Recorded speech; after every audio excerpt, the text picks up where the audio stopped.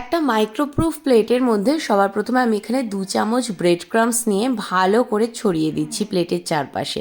আজকে কিন্তু তোমাদের সাথে আমি পার্টিকুলার কোনো রেসিপি ভিডিও শেয়ার করছি না। আজকে শেয়ার করছি একটা মশলার রেসিপি।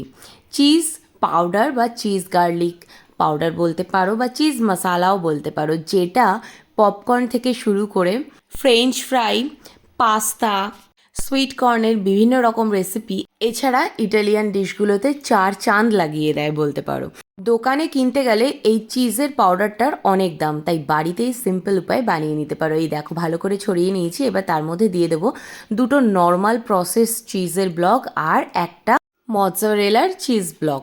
তবে তোমরা চাইলে শুধু প্রসেস চিজ দিয়েও করতে পারো, সেক্ষেত্রে ওই প্রসেস চিজের ব্লকটা দুটোর জায়গায় 3টে নিয়ে নেবে, তাহলেই হবে। এবার এই চিজটাকে গ্রেট করে এটাকেও সমানভাবে কিন্তু প্লেটের উপর ছড়িয়ে দিচ্ছি, মানে ওই ব্রেড ক্রাম্বসের উপরে ছড়িয়ে দিচ্ছি। এক জায়গায় জড়ো করবে না, সুন্দর করে চারপাশটা ছড়িয়ে দিতে হবে। আমার কাছে মৎজারেলার ব্লকটা অনেক বেশি বড় ছিল, আমি আন্দাজ করে ঠিক ওই প্রসেস চিজের মতো সাইজ করে একটা ব্লক কেটে নিয়েছি। এবার সেটাকেই গ্রেট করে নিচ্ছি। এটা দিলে পরে টেস্টটা একটু বেশি বেটার হয়, তবে চাইলে তোমরা এমনি চিজ দিয়েও করতেই পারো, সেরকম কোনো আদার্স সমস্যা নেই। এবার এটাকে আমি 2 মিনিটের জন্য জাস্ট একটু মাইক্রো করে নেব।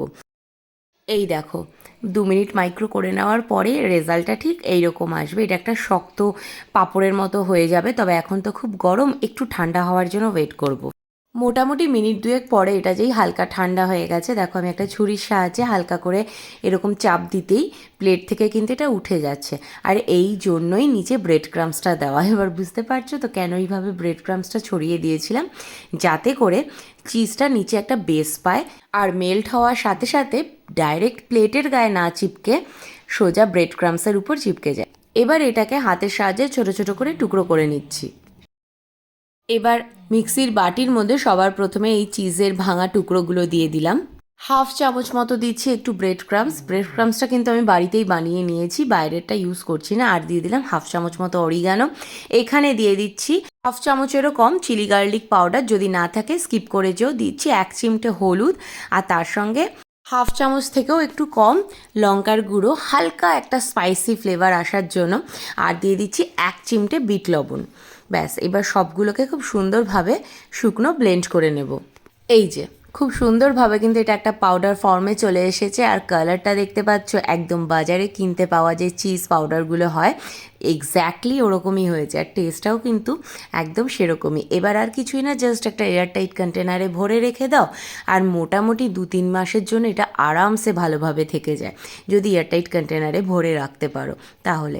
আর যে কোনো রান্নায়, যেরকম পাস্তা আছে, কখনো কখনো ম্যাগিতেও দিতে পারো। এছাড়া পপকর্ন, কর্নের বিভিন্ন রকম আইটেম রয়েছে, ফ্রেঞ্চ ফ্রাই রয়েছে, এই সমস্ত আইটেমের মধ্যে যদি উপর থেকে ছড়িয়ে দাও এই চিজি গার্লিক মশলাটা বা পাউডারটা, তাহলে কিন্তু একদম চার চাঁদ হয়ে যাবে রেসিপিটার মধ্যে। আর প্রসেসটাও দেখতে পেলে সব মিলিয়ে হয়তো 5 মিনিটের মধ্যেই মশলা রেডি হয়ে গেছে। আর খুবই ইজি, খুব একটা কস্টলিও নয়, অথচ বাজার থেকে প্রায় 3 ডবল দামে আমাদের এটা কিনতে হয়। তো আজকে আমি এখানে পপকর্ন বানিয়ে নিয়েছিলাম, তার উপরে দিয়ে দিচ্ছি এই চিজি গার্লিক মশলাটা। এটা খেতে একদম মাল্টিপ্লেক্সে আমরা যে চিজ ফ্লেভার পপকর্ন কিনি অবিকল সেরকমই লাগবে কিন্তু খেতে। এই যে জাস্ট উপর থেকে নিজের মর্জি মতো ইচ্ছে মতো স্প্রিঙ্কেল করে দাও, আর তারপরে একটু মিশিয়ে নাও, ব্যাস তাহলেই হয়ে গেল। এরপর আর কি, কোল্ড ড্রিঙ্কস আর এই চিজ পপকর্নের সাথে আজকে তো আমাদের মুভি টাইম জমে ক্ষীর, একদম বাড়িতে বসেই মাল্টিপ্লেক্সের অ্যাম্বিয়েন্স বলতে পারো। আর তোমাদেরও যদি রেসিপিটা ভালো লেগে থাকে, মানে এই মশলার রেসিপিটা, তাহলে পরে অবশ্যই একটা লাইক কমেন্ট শেয়ার করে দিও। যারা এখনও পেজটা ফলো করোনি প্লিজ একটা ফলো করে দিও। আর যারা ইউটিউব দেখে দেখছো তাদেরকে চ্যানেলটা সাবস্ক্রাইব করার অনুরোধ রইল। এই দেখো খেতে এতটাই ইয়াম্মি হয়েছিল যে বলে না দিলে কেউ বুঝতেই পারবে না।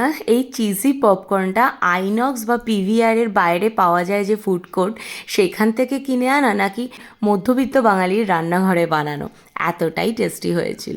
তাহলে চলো দেখা হচ্ছে নতুন আরেকটা রেসিপির সঙ্গে। টিল দেন সবাইকে টাটা।